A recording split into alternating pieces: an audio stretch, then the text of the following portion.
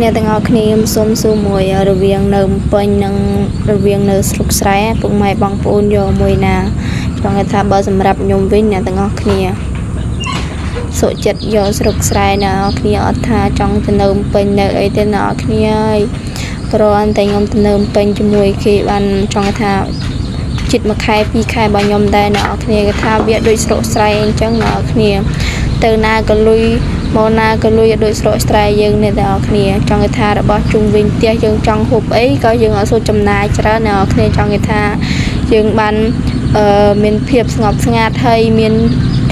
ចង់ថាមានចង់បើនៅពេញគេចង់ហូបសាច់មាន់ហូបសាច់ជ្រូកអីអញ្ចឹងគេទិញអញ្ចឹងណាគ្នាបើសិនតែសម្រាប់អ្នកស្រែអីបើចង់ហូបសាច់មាន់ហូបអីគេថាមានមាន់មានទានៅជុំវិញផ្ទះស្រេចអ្នកគ្នាគេថាយើងបានជួបជុំបងប្អូនចង់ថាពេលអ្នកស្រុកស្រែវាមិនប្រែនវាមិនល្អមែនតែវាមានក្តីសុខសម្រាប់តែពុកម៉ែបងប្អូននៅទៅនៅពេញប្រកាសជានឹកផ្ទះនឹកអីអ្នកគ្នាបើខ្ញុំវិញឲ្យទៅនៅពេញអត់ចេះនៅទេអ្នកគ្នាបើសិនថាឲ្យខ្ញុំចង់ថាបើទៅពេញទៅបានទៅមួយថ្ងៃពីរថ្ងៃអីចឹងអ្នកគ្នាបើឲ្យទៅនៅវិញអត់ទៅនៅទេអ្នកគ្នាគឺចង់ថានៅស្រុកស្រែអញ្ចឹងអ្នកគ្នាទេសភាពស្ងប់ស្ងាត់ល្អហើយយើងថាផ្ទះយើងនៅដូចនៅពេញវាចង្អៀតញ៉ៃម៉ូតូឡានខ្វែងខ្វិតអីអញ្ចឹងបើថាស្រុកស្រែយើងនេះគេថាផ្ទះមួយខ្នងឲ្យសក់ដីរវងរវើយមានហើយមានស្រែចង្ការចង់ថាផ្ទះមួយអីយើងសក់ដីច្រើនយើងអាចចាំជ្រូកចាំមាន់ចាំទាអីអញ្ចឹងអ្នកគ្នាដូចខ្ញុំអញ្ចឹងអ្នកគ្នាពុកម៉ែខ្ញុំចេញរកស៊ីអីអញ្ចឹងខ្ញុំនៅផ្ទះដាំបាយលេងចានក៏ឲ្យចំណីមុនតិចតួចទៅអ្នកគ្នាក៏អង្គុយមើលថាអូយ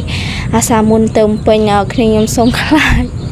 ទៅពេញគឺថាយំអ្នកគ្នាយំនឹកផ្ទះនឹកស្រែអីអញ្ចឹងណាចង់ថានៅពេញវាមិនដូចនៅស្រុកស្រែទេអ្នកគ្នាវាវេទនាលំបាកខ្លាំងអ្នកគ្នាចង់ថាមានតណៈសបាយចង់ថាមានអ្នកស្រួលសតណៈមានលុយទេស្រាប់យើងនៅអត់អញ្ចឹងអ្នកគ្នាសាក់អត់លុយមួយថ្ងៃមកចង់ថាដូចអ្នកសុំទានអីអញ្ចឹងអ្នកគ្នាបើថាអ្នកទៅពេញសបាយមានសតណៈមានលុយអ្នកមានអីអញ្ចឹងអ្នកគ្នាសម្រាប់យើងអត់អីអញ្ចឹងអ្នកគ្នាចង់ថាបើមានក៏មិនចង់ទៅនៅដែរអ្នកគ្នាចិត្តនៅស្រុកស្រែជប់បងប្អូនជប់អីអញ្ចឹងអ្នកគ្នាសបាយនៅស្រុកស្រែយើងចាប់ខ្យងចាប់ក្តាមហូបពេលល្ងាអីក៏យើងអាំងភ្លើងទៅដល់ខែចង់ថានៅស្រុកស្រែអ្នកគ្នាដល់ខែធ្វើស្រូវក៏ធ្វើស្រូវទៅដល់ខែច្រូតក៏ច្រូតទៅដល់ខែដាំដលងក៏ដាំដល់ខែដកដលងក៏ដកហើយចង់ថាក្នុងការដកដលងច្រូតស្រូវអីអញ្ចឹងអ្នកភូមិខ្ញុំគេអត់សូចង់ថាគេអត់សូប្រើលុយអ្នកគ្នាគេយកដៃអញ្ចឹងយកដៃថាមកផ្ទះពី3នាក់ទៅយើងសងគ្នាទៅវិញទៅមកអីចឹងណ៎គ្នាតើថ្ងៃយកដៃ3ថ្ងៃទៅសងគេ3ថ្ងៃវិញអីចឹងណ៎គ្នាចង់ថាមិនដូច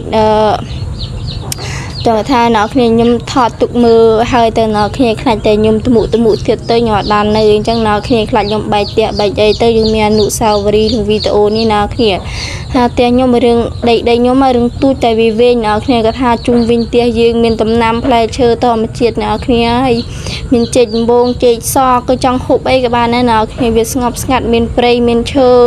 អូណ៎គ្នាមានតណៈចូលចិត្តភាពស្ងប់ស្ងាត់អីចឹងហើយបានយកអារម្មណ៍មួយនឹងក៏ថាអ្នកគ្នានេះ